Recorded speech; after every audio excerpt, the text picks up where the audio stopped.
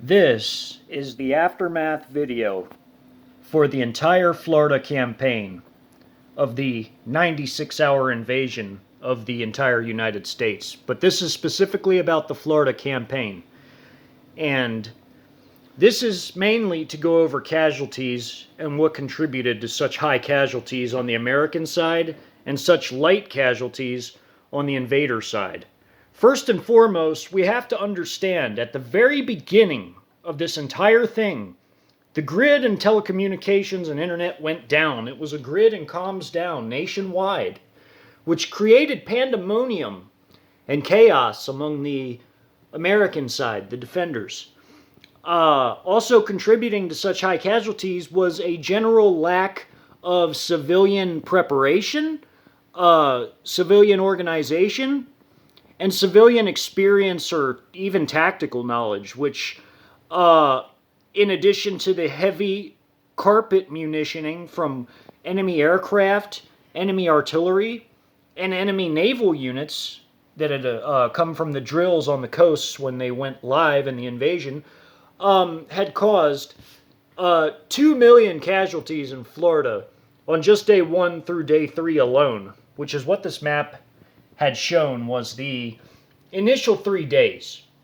Now, the invasion is a 4-day invasion, but by day 4, what you generally see nationwide is the fighting being confined to very, very small areas inside of cities or in certain rural areas. You see the pockets shrink as enemy forces had surrounded and virtually annihilated all resistance, with the exception of some scattered, very tiny pockets remaining.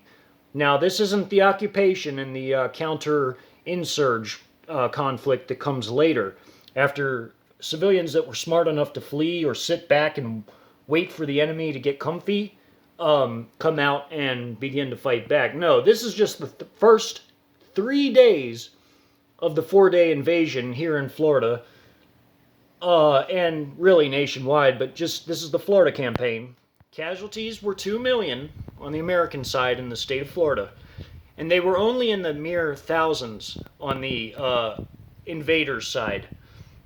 The Chinese having only lost 2,000 in their entire forces in Florida of 104,000. They only lost 2,000, and not all of them were KIA. Less than 1,000 were KIA, about 900. And the remainder of the casualties were WIA, wounded in action. And that could be severe, moderate, or even light. But the Cubans suffered slightly more casualties than the Chi-Coms because they weren't as well equipped necessarily, or as well trained, but they still prevailed over the Americans, who had no power, no communications, no organization, largely no tactical or strategic knowledge among the general civilian population. Once all the bases were subdued in literally the first few hours, I mean, there was no military support, apart from those who were fortunate, blessed enough to survive and run off in the chaos and take what they could with them. Apart from that, there was really no military support.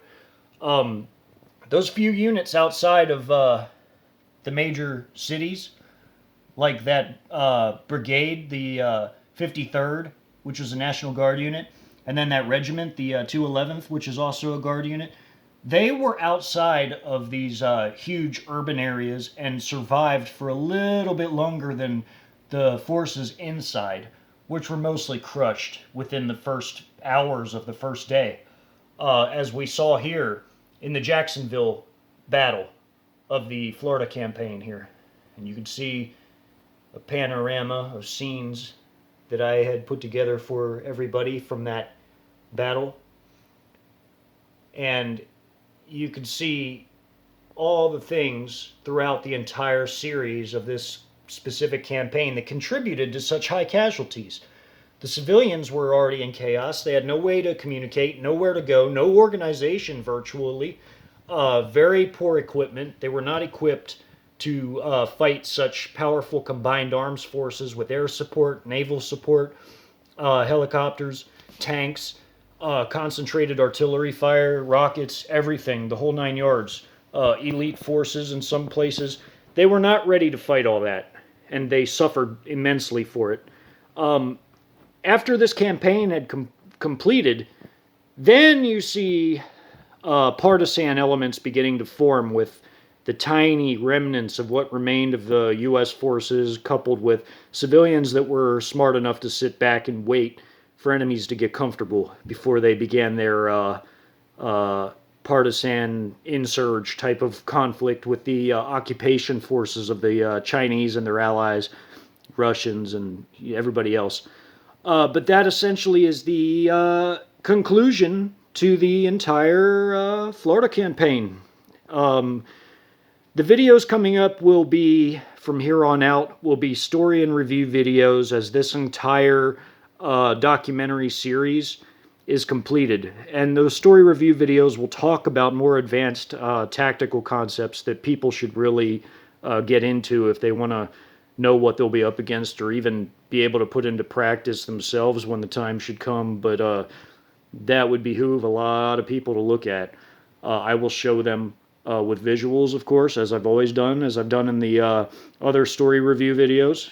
And that concludes the entire documentary, the 96-hour invasion documentary, which is this playlist here in my playlists.